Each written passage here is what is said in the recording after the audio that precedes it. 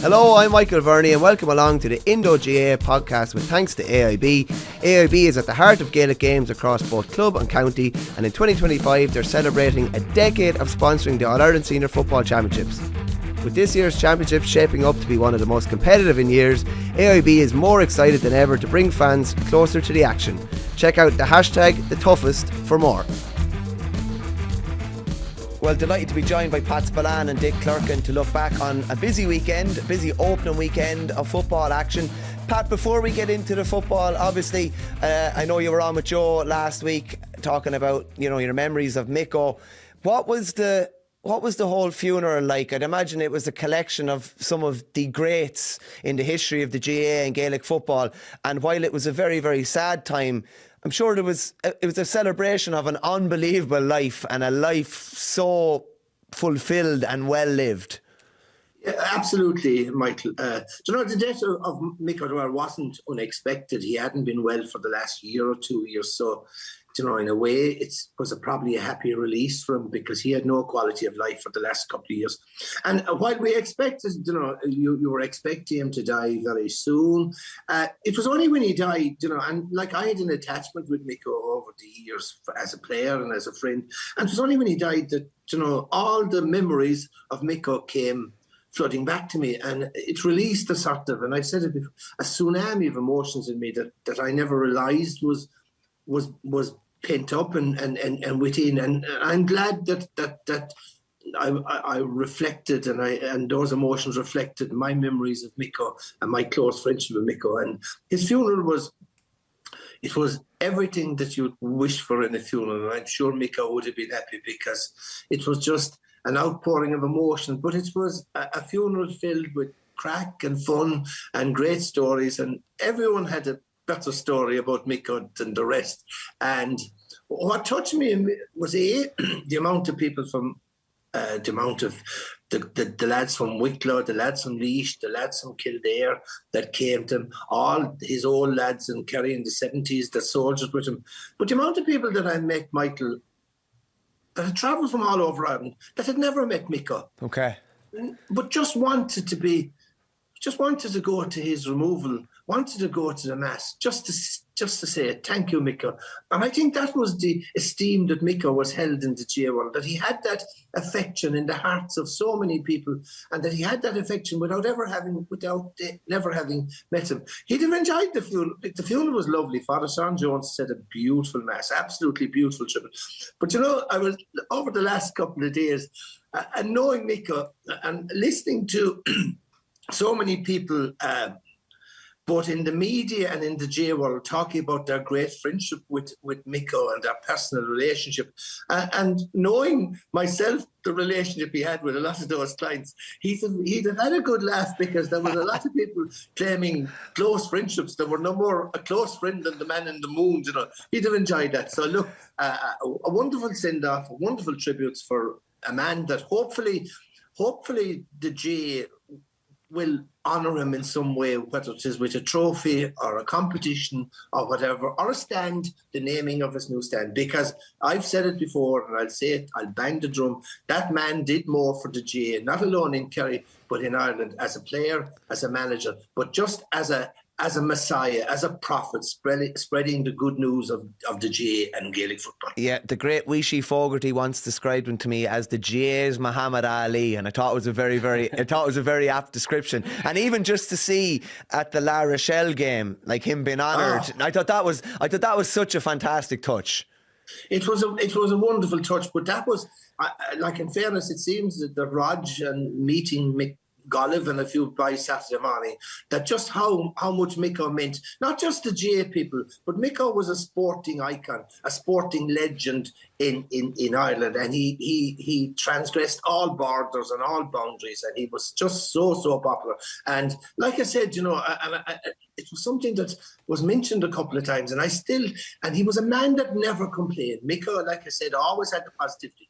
And his biggest regret still to this day, to the day he died, was that he never was honoured by the GAA with management of the international rules, because he was critical, and rightly critical a lot of time, of the GAA. But I felt it was a very short-sighted decision, a very narrow-minded decision not to have awarded. That was the one accolade. I think it would have been the icing on the cake if he was awarded it. And like the gas part about it, I said before, he actually wanted me to be his assistant. Jeez, I'd have got the geek. But anyway. It's great, and one of the reasons he was so loved by another one of the reasons he was so loved by everyone was the fact that he was outspoken and that he would be critical and he would speak for the masses as well. But just looking at the action on the pitch at the weekend, Dick, probably Donegal set down probably what will be an early marker for maybe their aspirations for later in the year. Yeah, quite impressive performance really, Dick, you'd have to say. Obviously Derry have their deficiencies and their problems, but Donegal went about their business very professionally. They did.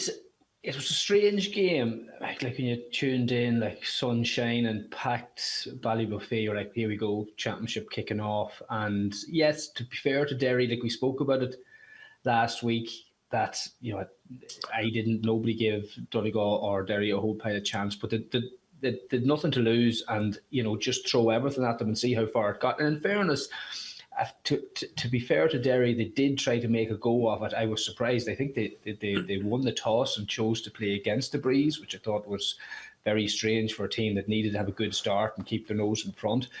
But at the same time, I did get the sense that when they knew the game was gone for them, it felt like they gave up a bit. It felt like that second half, the Derry players were going through the motions, taking speculative kicks. You could see a bit of frustration throughout, the likes of Brenton Rodgers, and the discipline wasn't good. It just looks like a Derry team who are in a bit of a bad place, and they're not sort of pulling together. A few players devoid of confidence, like Shane McGuigan, is just a shadow of his former self. Dick, the penalty and the rebound even was symptomatic of that. You're just thinking a couple of years ago, like he would have, whatever about the initial penalty, he would have slotted it away, but the rebound, he just looked kind of frazzled almost.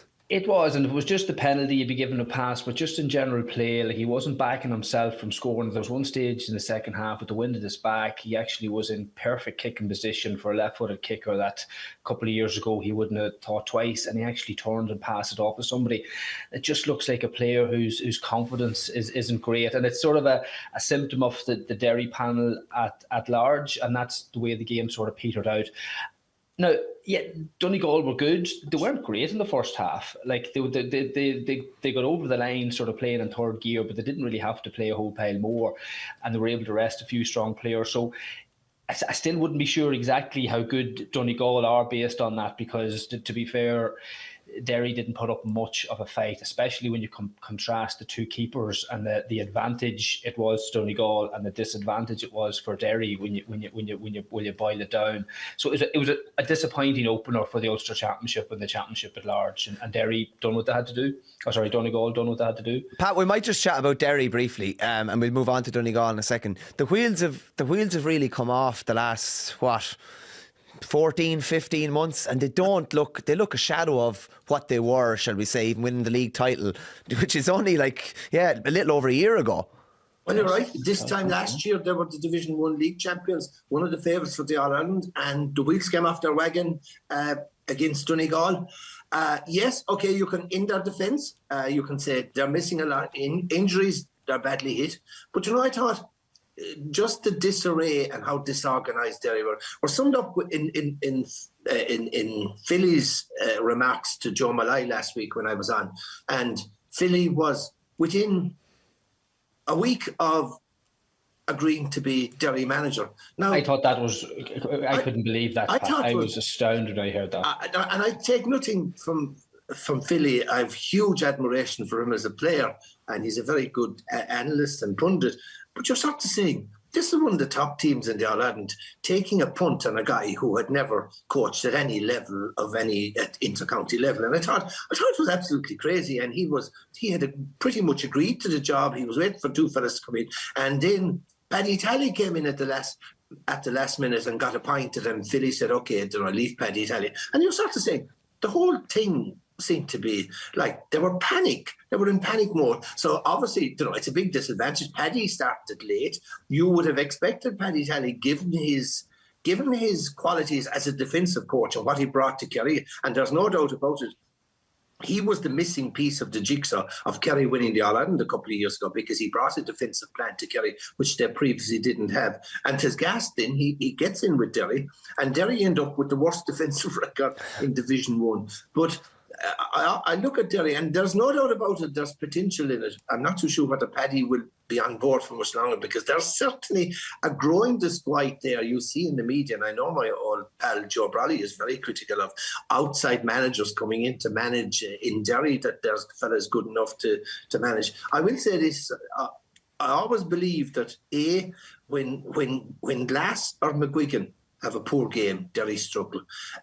Both struggled last week. Conor McGuigan, or Shane McGuigan, is no doubt about it, one of the top forwards in the game, a marquee forward. And when Shane McGuigan doesn't score from play last week, you start to say, you knew the writing was on the wall. And get back to what Dick said. There's something I saw about Derry.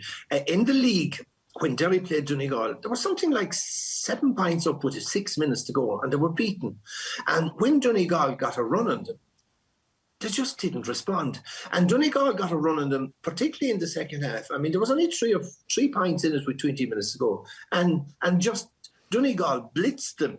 I think it was 112 to 110 with 30 minutes to go. And they outscored Derry 13-5. And I just felt that, as Dick alluded, I just felt that Derry down tools. And losing by 10 points, I just think, not a good sign of a team, not a good sign for their championship prospects.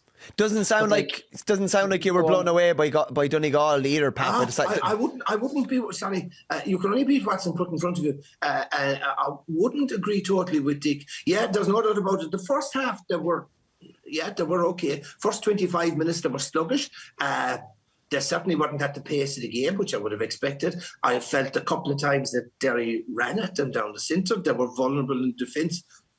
But when you look at the stats of the game, I thought of all the top guns last week that won, they were still by far the most impressive. Their pace, their fitness, their hard running, they're breaking the lines, quick hands, angles of running, support play, their quick transition. I mean, Darrow Beale's goal, kick out, Kieran Thompson gets it. And 9 seconds later, Darrow Beale has it put in the net. That's quick transition. The stats in their shooting was amazing. They had 32 shots and a 75% conversion rate. That's serious. The kick-outs from Sean Patton, I mean, 120 of Donegal's 125 came from kick-outs. And then, like you said, you look at the subs bench that were introduced, and you had Oisin Gallen, you had Jason McGee, you had Niall O'Donnell, and you had Jamie Brennan. They have a serious panel, serious impact subs. And I saw nothing to suggest that last Sunday that they won't be there or thereabouts. Yeah, I will look at, you will say their first half performance, against the better forward, and maybe that. There's 2 things that still bother me. Now, they got away with it last week. One is their defensive play, right? They protect that 45, they protect that D, they pack that. I'm not too sure against the likes of Kerry's, who are cute footballers, will they go long? Now, if they'll go long and try 2 shots, will they bring the Donegal defence out? And secondly, it will always remain a question mark that when they hit Croke Park and in that transition game, which is a running transition game, they need to have a kicking game, because as Kerry showed 2 weeks ago, when you have a kicking game in Croke Park and the space available and you get the ball up quickly, defences aren't set up and you reap the reward. So a lack of a kicking game in transition, and maybe that sitting deep in defence, still question marks. But I was impressed by them. You can only beat what's put in front of you. There were one thing, and again, we're picking holes, but it's not about picking holes at this stage. Like as Pat said, they had a lot of good players not on the pitch, in terms of Gallen, McGee, Langan. So they have a lot to bring in there. But one thing I've noticed about Donegal, and it's obviously a coached aspect, because anything that Jim McGuinness does is not by chance. They don't score goals. They don't score many goals. I think in the league, I'm just doing a quick scan here on the results, they scored 3 goals in the league, 4 games with no goal, 1 at the weekend. that's obviously but that translates into very high score and point efficiency that Pat touched on. So it's obviously a tactic that they're working the arc, they're taking the scores in the right positions, they're not over elaborating. If a point's on, take it, as opposed to over elaborating for a goal. You know, you're seeing other teams that are going for goals, creating goal chances, have goal scorers in their teams. Donegal to date haven't shown that, so it'll be interesting to see how that plays out, because it sort of did catch them towards the end of the championship last year against Galway, and like Derry didn't have to do it actually an awful lot better to bring that game down the home straight. You know, if they had taken their penalty, if they had even a slightly better return on their own kickouts by comparison to Sean Patton, that was going down the home straight. It was just that Derry were so poor that Donegal sort of kept them in the game. Even with 10 minutes to go, I was thinking, God, if Derry could hit a few 2-pointers here, this is brought down the home straight. So the fact that they're not sort of been ruthless in front of goal or going for goals be something to be mindful of, especially in the Monaghan game. We'll touch on that, who are goal hungry and will go for the 3-pointers when they're on offer. And on because I'm a stats man, so I give you the stats, a useless piece of information. I mean, yeah, Dick is right. They scored 2 goals in the 7 championship matches. That is a poor. You look at Kerry, who are the champions. Kerry scored 16 goals in Division 1 in the 7 matches. That's the difference. And I mean, the lowest other scorers, and we'll talk about them later because I know they have a problem in front of goal, is Mayo, who only scored 5 goals in 7 matches. So if you're going to go to Croke Park and if you want to win in All-Ireland, you probably have to score a couple of goals at least. Pat, have you noticed what's above Dick's left shoulder? A little subliminal Monaghan for Sam. I noticed it very quickly, to be fair. You might is it wishful thinking, Dick, or is it something that you think actually might happen?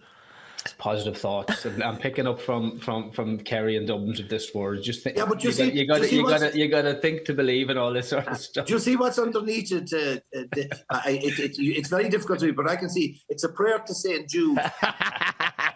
And I think, as far as I know, Jude. So in a couple of weeks' time, you'll have my bookcase of very intelligent books in the background here, Mike. But that'll do for the minute anyway. For anybody not watching on YouTube, Dick has a little whiteboard over his left shoulder that says Monaghan for Sam, and is it 3 1s beside it? I don't get what that is. Exclamation marks. I had actually Rory for Augusta written underneath it, but the green wouldn't show. So Good man. Pat, you probably teed up a conversation on Mayo. It finished Mayo 220, Sligo 217.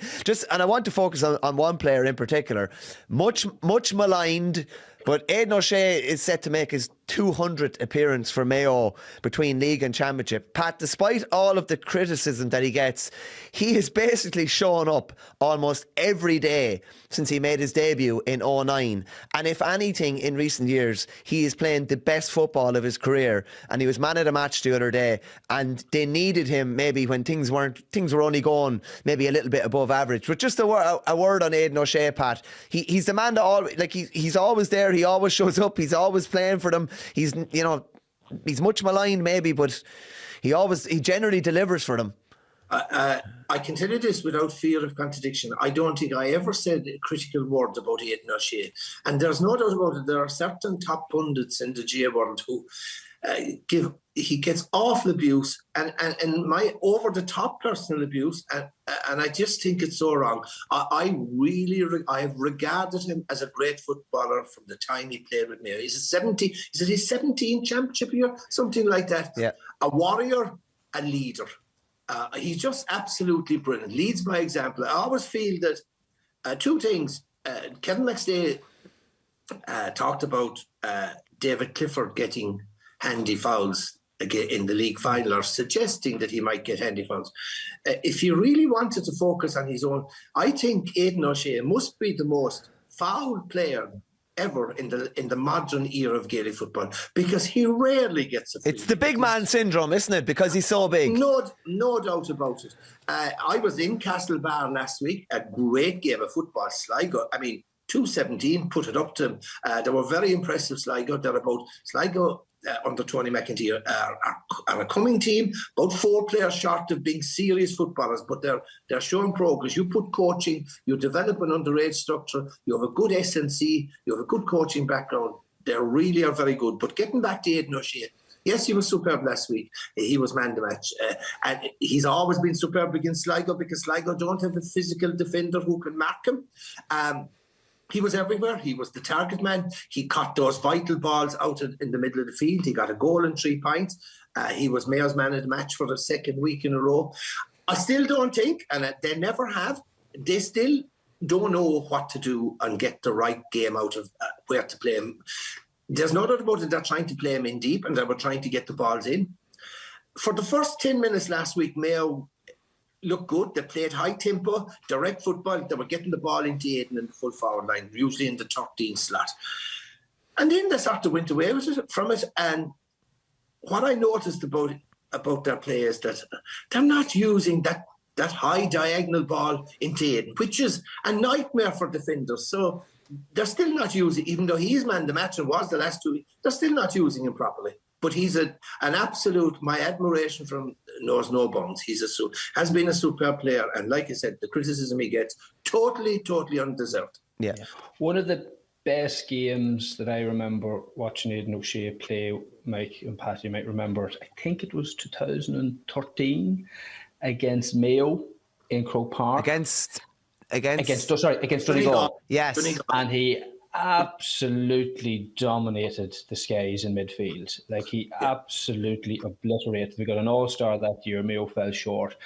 And if you remember that the game started to move then from 15-16 on, that the midfield, the contested kickouts went to 100% retention. And then sort of Aidan, as we've always sort of said, sort of it lost his way in terms of where does he get played. He wasn't really able to dominate kickouts because they weren't going out the middle 50-50. It's been dropped in.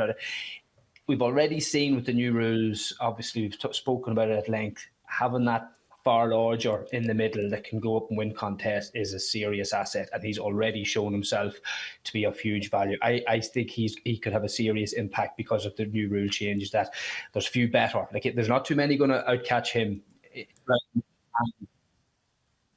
And I think he's going to have a role to play. And even then on the edge where very interesting how McStade applies him over the course of the summer, because we've already seen the new rules are potentially been an advantage to the likes of O'Shea. After extra time, Wicklow had a win 223-120 over Longford, and they get the lovely little prize of the Dubs coming down to Aughrim. It's obviously kind of a double-edged sword a bit, Pat, isn't it? But as Oisin McConville said, you want to win the games you're expected to be winning. What's coming now is obviously the big giant sky blue juggernaut coming down to Aughrim. There'll only be 6,500 in there, but listen, you want to test yourselves against the best as well, even though it's going to be a fairly daunting afternoon down there. Isn't it? It's absolutely brilliant. What a great occasion it'll be for Wicklow GAA. A great chance to increase the profile of GAA, of Gaelic football in Wicklow. A great chance for the youngsters of Wicklow to see some of their heroes in the game for Dublin playing. And it's a shot to nothing because, look, Wicklow aren't going to win the game. Hopefully they'll be competitive. Actually, you pushed aside, and I don't mean New York and London, I have to give credit to their displays because they were hammered in the end. But for the first half in both games, they were very competitive. Wicklow, hopefully they'll be competitive. Hopefully they can stay in the game until half-time. But look, it's a team who struggled last Sunday and were probably lucky to get extra time against a Longford team that's going badly. It's a Wicklow team who were disappointing in Division 4, expected to get promotion. And look, this is a Dublin team just back, and this is the difference between the haves and the have-nots. Look, Wicklow come into this game a week after their game against Longford.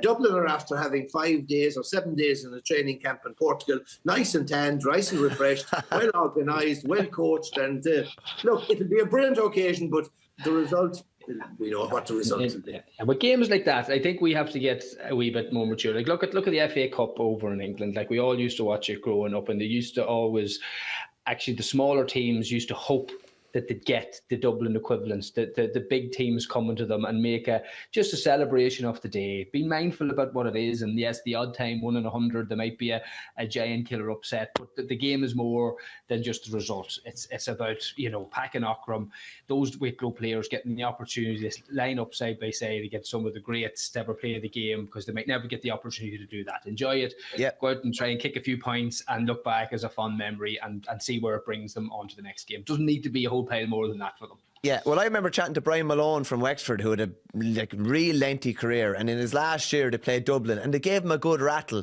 And he obviously, as a defender, was marking some of the best forwards in the game, and that's been smart. When you're in a lower tier county, that's probably something that you'll remember and talk about forever. You marked you marked Connor, you marked Paddy Small, or you marked Cormac Costello, or whoever it was, and you went toe to toe with them. So it's a great opportunity for them. It's going give them a good shoulder, even got that. Leave a mark or two. You're right, Michael, because the benefits of playing a team from the upper echelons, playing a Division 1 team, you compare yourself to them, you suddenly realise that you're not as bad as them, that you're just as equal to them as footballers, that there isn't much between you. And the only way you're going to improve these weaker counties, to close the gap between the weak and the strong, is by playing stronger counties. Because when you play weak counties, you never improve. So playing a strong county, standards improve, you'll improve as footballers. I mean, I will say this as, like, you take last weekend, Watford were beaten, Limerick were beaten. For some of those counties, London were beaten.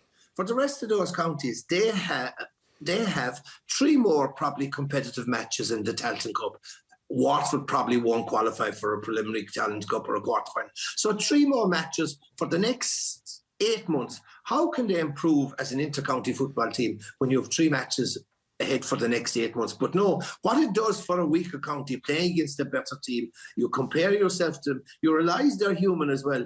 And the biggest difference between the top and the bottom is in terms of mentality, because I used to always remember as a Kerry footballer when we were in the 70s and 80s, and you played particularly teams from Ulster, and they were beaten before the game started because the sight of the Kerry jersey, the sight of the Jackos and the Mikey Shees. And it was only near the end of the game that they realised, Jesus, we're nearly as good as them.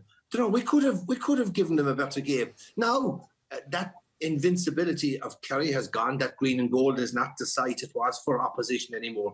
But it's just great. It's great to see the weaker county getting home advantage and playing a stronger county. Yeah.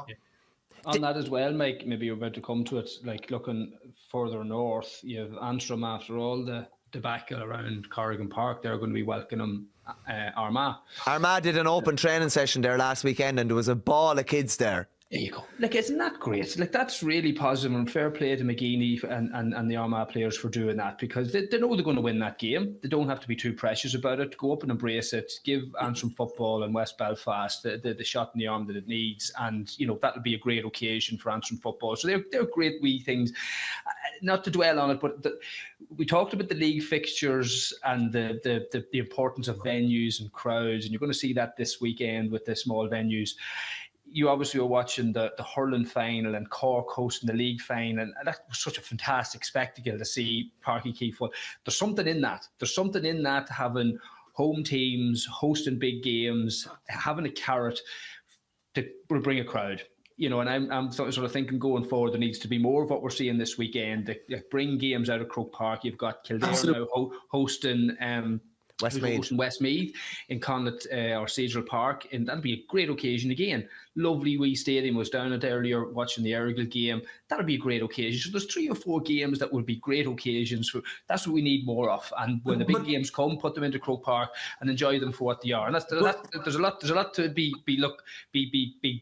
look forward to, and the people go to those games will have a great day out. But just 3 things about it. One, it was great that Player Power won over and Antrim got their home venue. That was brilliant. That it was Player Power before Cash for Profit. I would disagree with Armagh will win. They won't win. This will be a tough contest for a long spell. Andy McEntee is a good operator. Defensively, they're not bad. It'll be more competitive. It won't be the Turkish shoot, say, for example, of Wicklow and Dublin. But the only thing, and please explain, could you tell me this?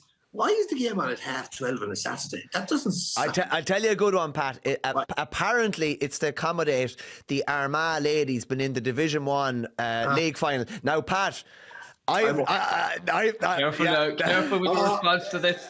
Like there's been ladies' games that have never been accommodated since the association started. So it's amazing to think that they're accommodating it now and they're throwing it on at 12:30. But that's the wording or the explanation around it. But that's the first time I've ever really heard that, to be honest with you. So I'm amazed by that. But yeah, it's no comment.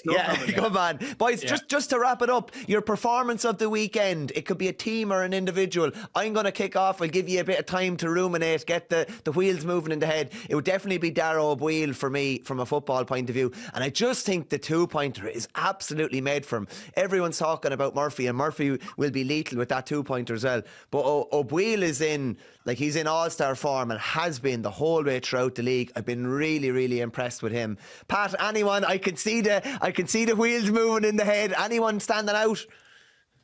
In terms of individual performances, I suppose Liam Gallagher of London scoring the first 2 points in the championship. The performance of New York in the first half against Galway, very good. Sligo's performance against Mayo, impressive. I just think, and it's not an individual, it's not. I just think what the highlight for me, and I've been privileged to have been at a championship match in Ruislip. I've been at championship matches in Gaelic Park, and I will say to any GAA supporter out there, it should be on everyone's bucket list to go to Ruislip and to go to Gaelic Park, because it's the two greatest sporting occasions that I've. So for me, the highlights of the weekend, the crack, the fun, the joy, the atmosphere of Ruislip and Gaelic Park. Dick. Right, for me, it was a team performance in Sligo. I thought I feared for them. I thought there was a big gap between them in terms of league standings. I thought that Mayo would bounce back and just roll them over.